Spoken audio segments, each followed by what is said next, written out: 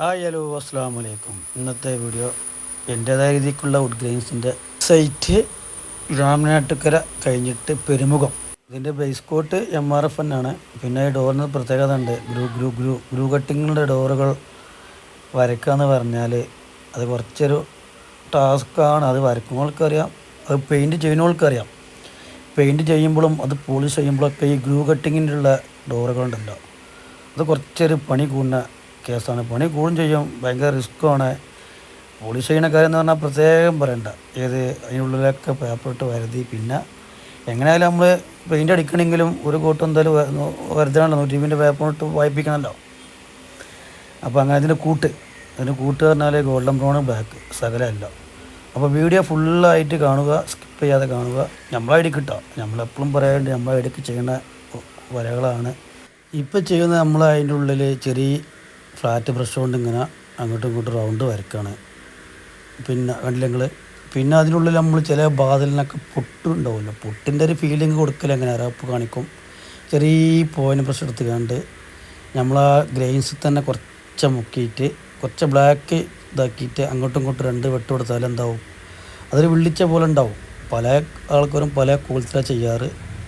ഞാൻ എൻ്റെ അറിവ് നിങ്ങൾക്ക് പറഞ്ഞു. പിന്നെ നമുക്ക് ബ്രഷിൻ്റെ പിടുത്തം കൊണ്ട് ബ്രഷ് നേരെ ഉൾട്ട പിടിച്ച് കാണും ചെയ്യുക, പല കോലത്തും ചെയ്യട്ടെ. പിന്നെ ഇതെന്ന് പറഞ്ഞാൽ ഇങ്ങനെ അങ്ങോട്ടും ഇങ്ങോട്ടും ലൈനിട്ടാലൊക്കെ അത് ക്യാമറ എടുക്കണവൻ ഒന്ന് ലെവലാകണ്ട്. അത് പറഞ്ഞിട്ട് കാര്യമില്ല. ഇത്ര സൂം ചെയ്താൽ സൂം ചെയ്യില്ല. നമുക്ക് ക്യാമറമാനൊന്നുമില്ല, നമ്മൾ ഈ പണിക്കാരെ കൊണ്ട് നമ്മളെ മടക്കാം. അപ്പോൾ ഒരു ഭാഗം കഴിഞ്ഞു, ഇനി അടുത്ത ഭാഗത്തേക്ക് പോവുകയാണ്.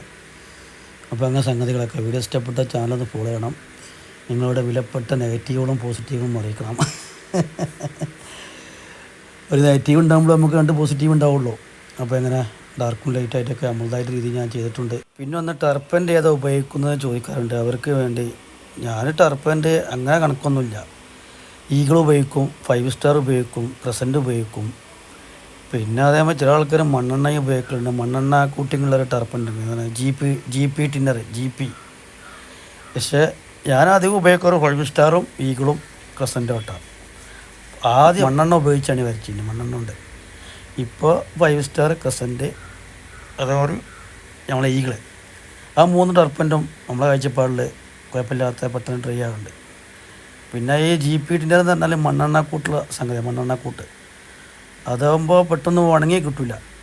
നമുക്ക് ഈ ജോയിൻറ്റുകളൊക്കെ അങ്ങോട്ടും ഇങ്ങോട്ടും ചെയ്യണമെങ്കിൽ പെട്ടെന്ന് ഉണങ്ങില്ല. അപ്പോൾ നമ്മൾ ഈ പെട്ടെന്ന് ഉണങ്ങുമ്പോൾ എന്താ നമുക്ക് ഓരോ ഭാഗം ഇങ്ങനെ നമ്മളെ സ്ഥിതിയിലിങ്ങനെ ചെയ്ത് ഫുള്ളാക്കി കൊണ്ടുവരാം. പിന്നെ നമ്മൾ മറ്റേത് പെട്ടെന്ന് ഉണങ്ങാനാലേ ഇപ്പോൾ ഈ ഭാഗത്ത് നിൽക്കേണ്ടി വരും. ഇപ്പോൾ ഇവിടെയൊക്കെ അവസ്ഥ വന്നത് അവിടെ ഉണങ്ങാനായിട്ട് എന്താ നമുക്ക് ആ ഭാഗം ഫുള്ളാക്കാൻ പറ്റുന്നില്ല.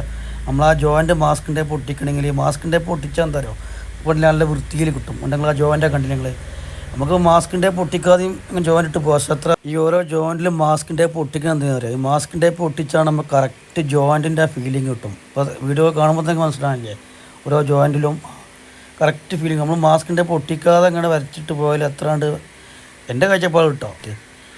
നമ്മളൊരു ഐഡിയ, നമ്മളൊരു അറിവ് പറഞ്ഞെന്നുള്ളൂ. എപ്പോഴും ജോയിൻറ്റിൽ മാസ്കിൻ്റെ പൊട്ടിക്കുക.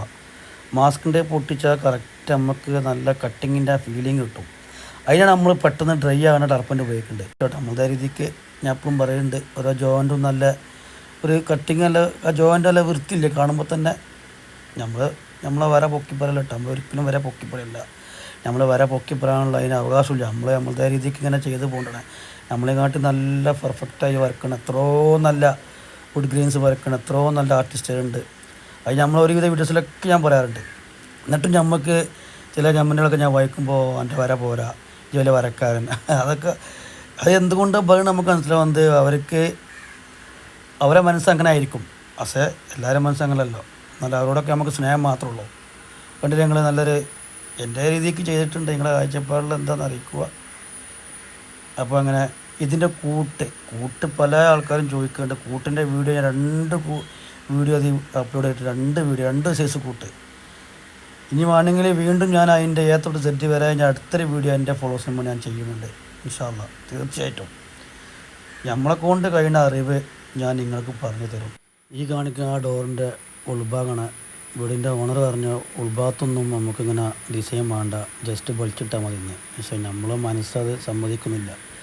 നമ്മൾ വാങ്ങുന്ന കൂലിക്ക് നമുക്ക് ആത്മാർത്ഥത കാണിച്ചാണ്. പിന്നെ നമുക്ക്